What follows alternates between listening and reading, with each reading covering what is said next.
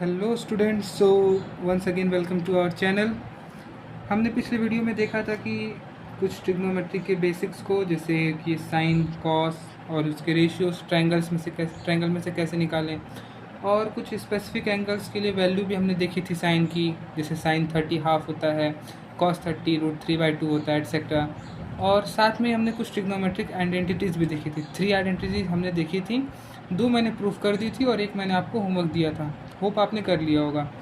अब हम आते हैं इसकी पहली एक्सरसाइज पे, इस चैप्टर की। तो उस पहली एक्सरसाइज के इस वीडियो में हम सिर्फ पास क्वेश्चन करेंगे और बाकी के जो 6 क्वेश्चन हैं उनको हम अगले वीडियो में देखेंगे, नहीं तो वीडियो बहुत लंबी हो जाएगी। तो पहले क्वेश्चन से शुरू करते हैं। दिया है कि in a triangle right angle at B, A B equals 24, B C is equal to 7 centimetre and determine sine A cos A and sine C cos C. मैंने ट्रायंगल पहले से बना लिया है, तो हमको क्या क्या दे रखा है। पहले हम ए को अपना एक तरीके से रेफरेंस एंगल मानते हैं, क्योंकि हमें पहले पार्ट में वही कैलकुलेट करना है। तो पहले पार्ट का सोल्यूशन यहाँ करते हैं, इसको मान लेते हैं ये रहा, ठीक है, एंगल। तो इसके रिस्पेक्ट में ये अपना परपेंडिकुलर हो गया, ये बेस हो गया, ठीक है। और ये इसको हम कैलकुलेट कर लेते हैं पाइथागोरस थ्योरम से। तो फर्स्ट अप्लाइंग पाइथागोरस थ्योरम, क्या हो जाएगा, A C square equals A B square plus B C square. तो A C square equals A B square 24 square होता है 576, प्लस बी सी स्क्वायर हमारा होता है 49, 7 का स्क्वायर है। तो ये ए सी स्क्वायर 576 प्लस 49 आपका हो जाएगा 625। तो यहाँ से ए सी की वैल्यू आ जाएगी 25। तो ए सी की वैल्यू हमने कैलकुलेट कर ली 25 सेंटीमीटर्स। अब क्योंकि हमने अपना रेफरेंस एंगल ए माना है, क्योंकि हमें पहले पार्ट में वही कैलकुलेट करना है, तो अब यहाँ से हम साइन ए की वैल्यू लिखने की कोशिश करते हैं। साइन ए की वैल्यू होती है परपेंडिकुलर, मैं परपेंडिकुलर को पी से डिनोट कर रहा हूँ, हाइपोटेनस को एच से और बेस को बी से, जो हम नॉर्मल करते भी हैं। तो साइन ए हो जाएगा परपेंडिकुलर अपॉन हाइपोटेनस। अब देखिए ए के रेफरेंस में परपेंडिकुलर कौन है, 7 है, तो ये हो जाएगा 7 अपॉन, और हाइपोटेनस अपना एज इट इज़ 25। तो साइन ए की वैल्यू हो गई 7/25, ठीक है। तो हमारा पहला चीज़ तो सॉल्व हो गया, इसको मैं अपने डब्बे में डाल देता हूँ। अब आएंगे हम कॉस ए पर। तो कॉस ए होता है base over hypotenuse, base upon hypotenuse. तो बेस कौन सा है अपना, ए बी। इस ध्यान दीजिएगा, इस एंगल ए के रेफरेंस में हमें देखना है। एंगल ए के रेफरेंस में ये वाली जो साइड है ना, ये वाली, ये अपनी हो जाएगी बेस। तो बेस कितना है 24 अपॉन हाइपोटेनस 25। तो ये हो गया पहले पार्ट का सोल्यूशन। अब सेकंड पार्ट पे आते हैं। सेकंड पार्ट में हमको क्या बोला है कि हमको एंगल सी जो है, एंगल सी के लिए हमको सॉल्यूशन करना है, ठीक है। तो अब एंगल सी के लिए करते हैं, इसके लिए अलग ट्रायंगल बना लेते हैं ताकि कंफ्यूजन ना हो।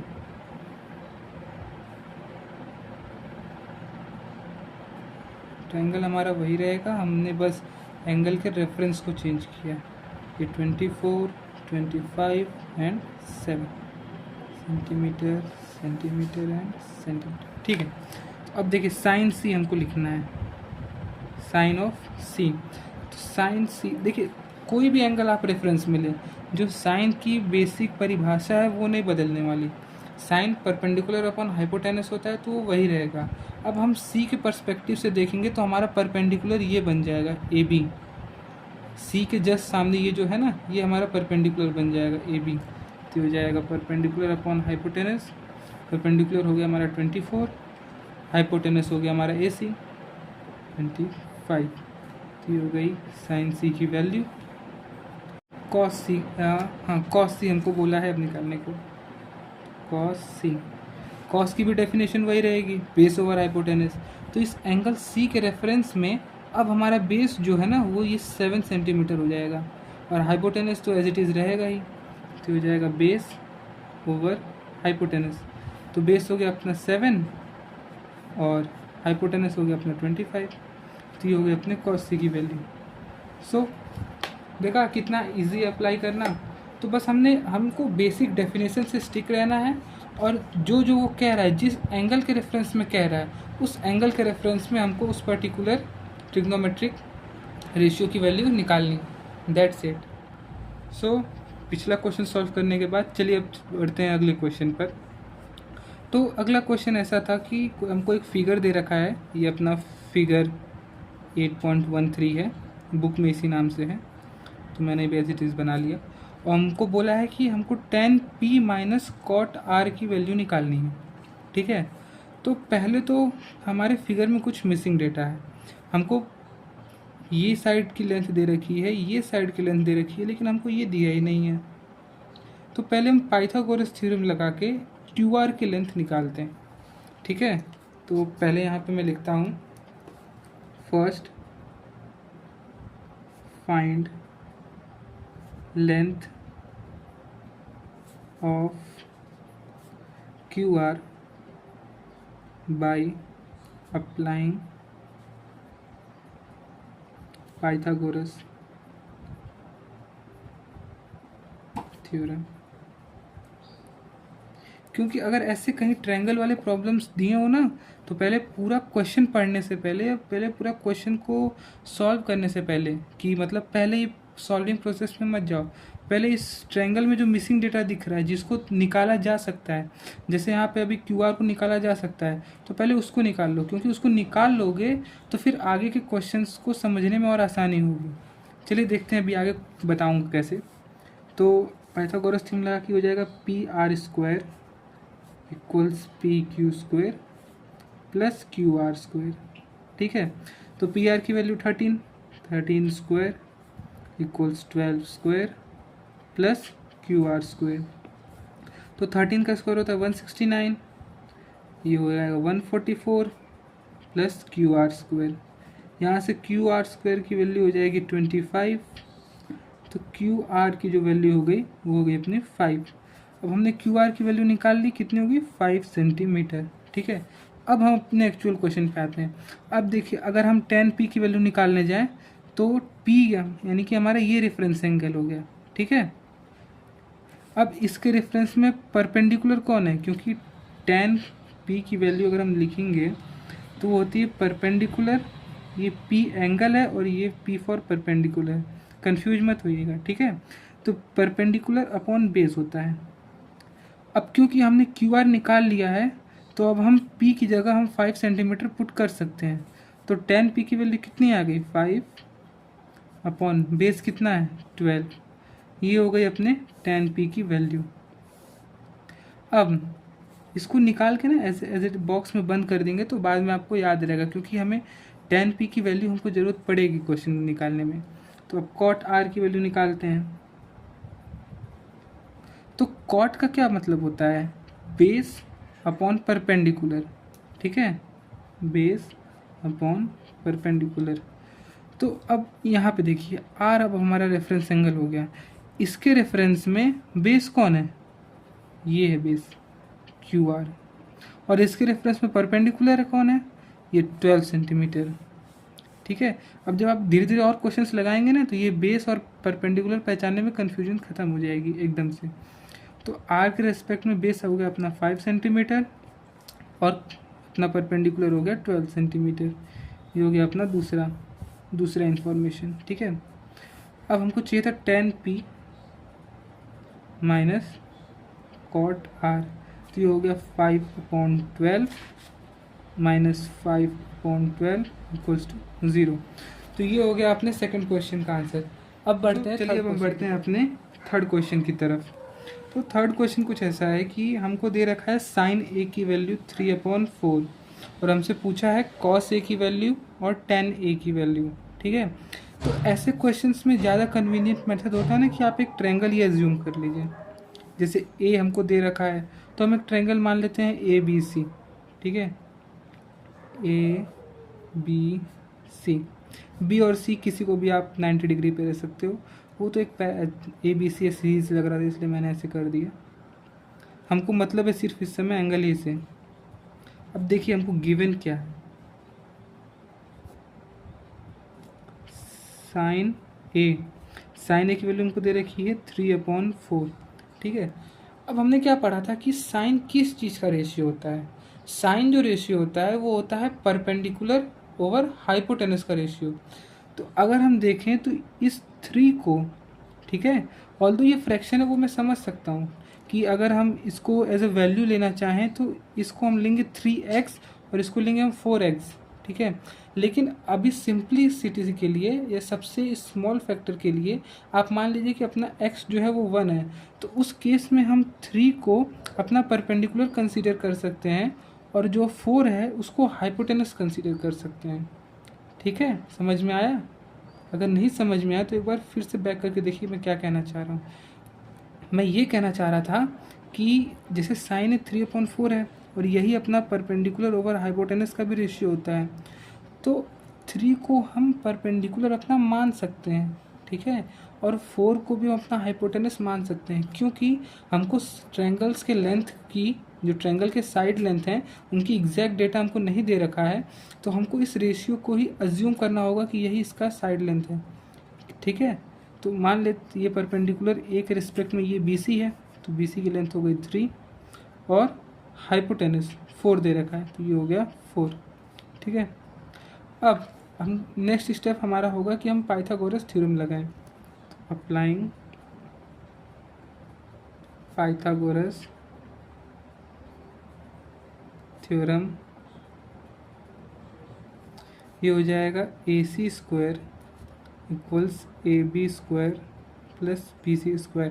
हम पाइथागोरस थ्योरम क्यों लगा रहे हैं, मैंने पिछले क्वेश्चन में एक्सप्लेन कर दिया था कि अगर किसी भी ट्रायंगल में अगर कोई भी डेटा क्या कहते हैं मिसप्रिंट दिखे, या सॉरी मिसप्रिंट नहीं, एब्सेंट दिखे, ठीक है, अगर डेटा कोई एब्सेंट हो, जैसे यहाँ पे हमको AB की लेंथ नहीं पता है, हमको BC की पता चल गई है, AC की पता चल गई है इस साइन वाले कंपोनेंट से, और क्योंकि हमें कॉस निकालने के लिए और tan निकालने के लिए हमको AB की लेंथ की ज़रूरत पड़ेगी, तो इसलिए हम पाइथागोरस थ्योरम लगा के AC की लेंथ निकाल रहे हैं।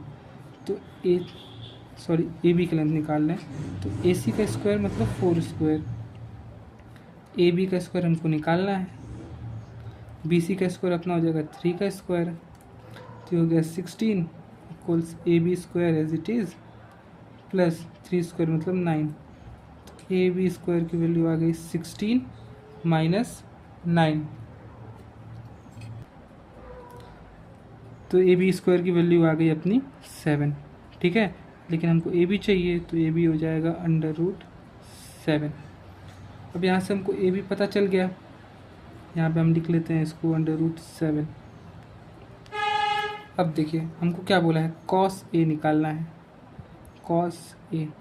तो cos अपना क्या होता है, फंडामेंटली cos होता है बेस ओवर हाइपोटेनस, ठीक है। तो बेस अपना कौन है, अगर हम एंगल A को माने तो A के रिस्पेक्ट में ये AB जो है ये अपना बेस है, हो जाएगा √7 और हाइपोटेनस 4, तो ये हो गई अपनी cos A की वैल्यू।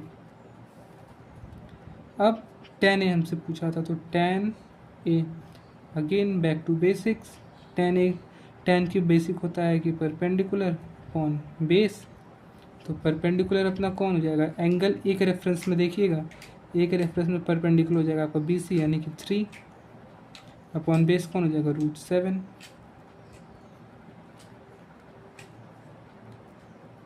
तो ये हो गई आपकी tan A की वैल्यू।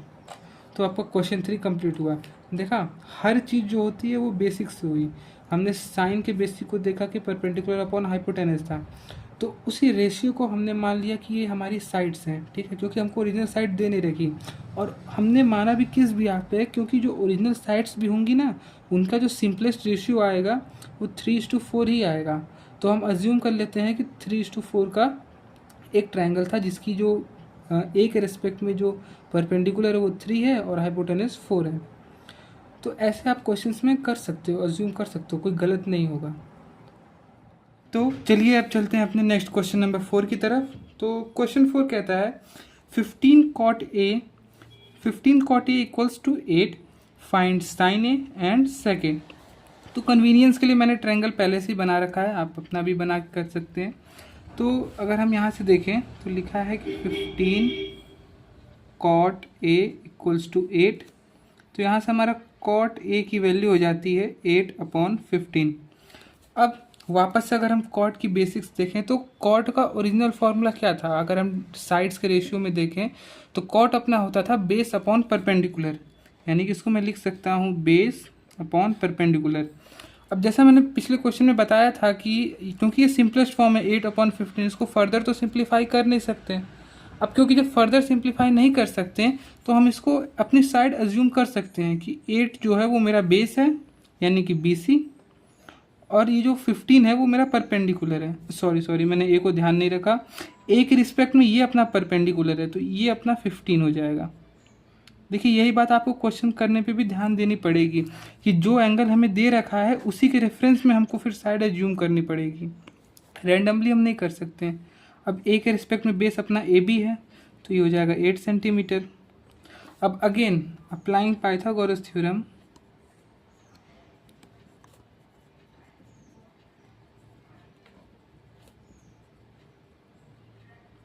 पाइथागोरस थ्योरम हम अप्लाई कर रहे हैं तो इससे हो जाएगा AC² equals AB² plus BC²। ठीक है, तो AC² हमको निकालना पड़ेगा क्योंकि वही अननोन है। AB² की वैल्यू हो जाएगी 64, 8 का स्क्वायर, BC² की वैल्यू हो जाएगी 225 जो कि है 15 का स्क्वायर। ठीक है, तो यहाँ से AC² की वैल्यू हो गई 289। ठीक है, तो AC की वैल्यू क्या हो गई 17 आ गया। अब देखते हैं हमसे क्वेश्चन में क्या पूछा है। हमसे पूछा है साइन A, तो साइन A यानी कि साइन की वैल्यू क्या होती है परपेंडिकुलर ओवर हाइपोटेनस। तो A के रिस्पेक्ट में परपेंडिकुलर कौन है 15 और हाइपोटेनस कौन है AC, हमने निकाल लिया यार 17 सेंटीमीटर लिख देते हैं तो ये हो गया 17, यानी कि साइन A की वैल्यू आ गई 15/17। और क्या पूछा है सेक A, सेक A। ठीक है, सेक क्या होता है अपना हाइपोटेनस ओवर बेस, कॉस का उल्टा, कॉस क्या होता था बेस ओवर हाइपोटेनस, तो सेक क्या होता है 1/cos यानी कि हाइपोटेनस अपॉन बेस। तो हाइपोटेनस अपना कौन है 17 और बेस कौन है, बेस अपना है 8। ठीक है, इसको भी हम ब्रैकेट में डाल देते हैं अपने डब्बे में। तो ये आपके आ गए दोनों आंसर्स। तो क्वेश्चन 4 ऐसा कोई टफ नहीं था, हमको बस कॉट से एक्सप्रेशन डिराइव करना था, उसके बाद हमें पाइथागोरस लगा के हमको हाइपोटेनस की वैल्यू निकालनी थी, और वैल्यू निकालने के बाद बस सिंपल साइन का बेसिक फंडा और सेक का बेसिक फंडा, आंसर आपके सामने। तो चलिए देखते हैं क्वेश्चन नंबर 5 के, जो कि इस वीडियो का अपना लास्ट क्वेश्चन है। जैसा कि मैंने शुरू में आपको बताया था कि एक वीडियो में मैं क्वेश्चन 1 to 5 कवर करूंगा और अगले वीडियो में बाकी क्वेश्चन नंबर 11 तक कवर करूंगा। ये वीडियो 2 पार्ट, पूरा एक्सरसाइज 2 पार्ट में रहेगा, नहीं तो एक वीडियो में लंबा हो जाता और बोरिंग भी लगता, क्योंकि ट्रिग्नोमेट्री हमको इंटरेस्टिंग बनानी है यार, बोरिंग थोड़े। तो चलो देखते हैं। अब पहले ट्रायंगल हम बना लेते हैं। ठीक है, ये रहा अपना जनरल ट्रायंगल जो हम अपने हर क्वेश्चन में यूज़ करते हैं। हम अगेन इसको मान लेते हैं थीटा, आप कुछ भी मान सकते हैं क्योंकि जैसे आप एज्यूम करेंगे उस हिसाब से आपके डायमेंशंस भी चेंज हो जाएंगे। तो मैंने इसको थीटा माना है, तो मुझको दे रखा है कि सेक थीटा इक्वल्स 13/12। तो सेक थीटा के अगर हम बेसिक्स पे जाएं अगेन, तो सेक थीटा क्या होता है हाइपोटेनस ओवर बेस होता है, हाइपोटेनस ओवर बेस। तो अगेन क्योंकि ये सिंपलेस्ट फॉर्म में है तो इसको मैं अपना हाइपोटेनस अज्यूम कर लेता हूँ कि इस ट्रायंगल का मेरा हाइपोटेनस है, और इस एंगल के रिस्पेक्ट में बेस ये हो जाएगा, तो ये हो गया मेरा 12। अब अगेन मिसिंग डेटा क्या बचा है AB, तो अब हमको AB की लेंथ निकालनी होगी। तो again applying Pythagoras theorem,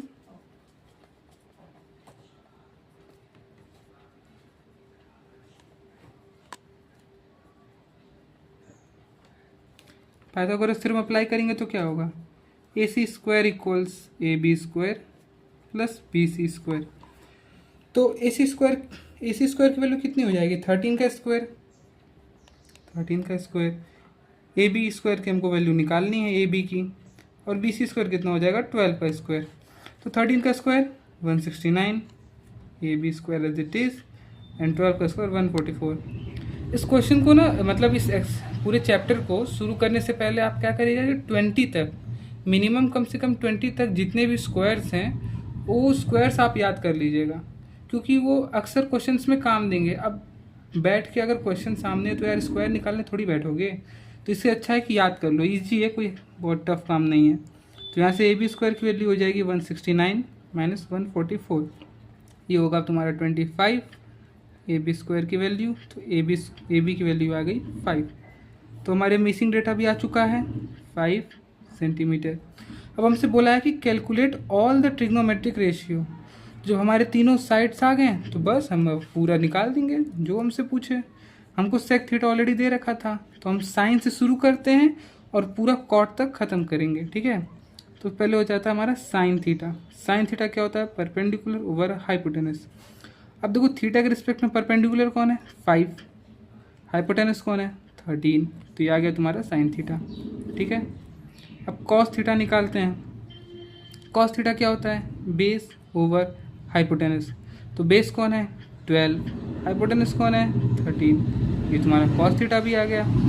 tan theta निकालते हैं। टेन थीटा कौन क्या होता है? Perpendicular over base. परपेंडिकुलर कौन है? 5, बेस कौन है?